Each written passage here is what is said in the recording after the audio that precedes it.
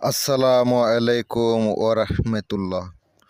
তান্ত্রিক মহাগুরু চ্যানেলের পক্ষ থেকে আপনাদের সবাইকে জানাচ্ছি স্বাগতম। আমি আপনাদের সামনে আজকে একটি কিভাবে শত্রুকে কলা দিয়া একবারে শেষ করে দিবেন, কলার উপরে মারণ বিদ্যা চালান করবেন। চালান করার সাথে সাথে শত্রু কলার উপরে মন্ত্র পইরা কলা কাটতে থাকবেন, ওই দিক থেকে শত্রু আস্তে আস্তে বিদায় নেওয়া শুরু করবে। আছে এমন একটি অত্যন্ত পাওয়ারফুল মন্ত্র নিয়ে আপনাদের সামনে হাজির হলাম। কাজ করবেন, সাথে সাথে কাজ হইব, সাথে সাথে কাজ হইব।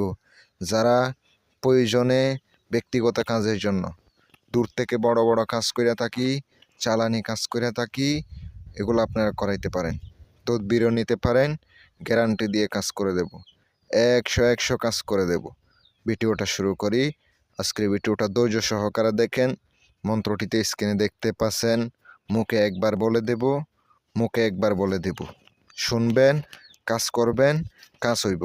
আগে প্রথমত জাগ্রত করে নিতে হবে, জাগ্রত করার পর তারপরে কাজ করতে হবে। মন্ত্রটি মনোযোগ দিয়ে শোনেন, ধ্যান দিয়ে শোনেন। উপরে মসজিদ, পিছনে মসজিদ, নিচে মসজিদ, ভিতরে কালী, কলা হর হর হর।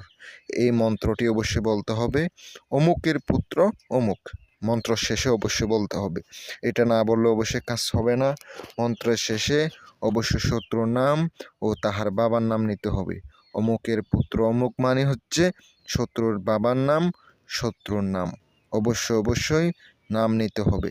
প্রথমত শনিবার অথবা মঙ্গলবার অথবা অমাবস্যা পূর্ণিমা রাত্রের বেলা গভীর রাতে আপনাকে বসে রাত 12টার সময় পূর্ব দিকে বসে মন্ত্রটি আপনাকে পাঠ করতে হবে। 108 বার অথবা 1008 বার জপ করে নেবেন।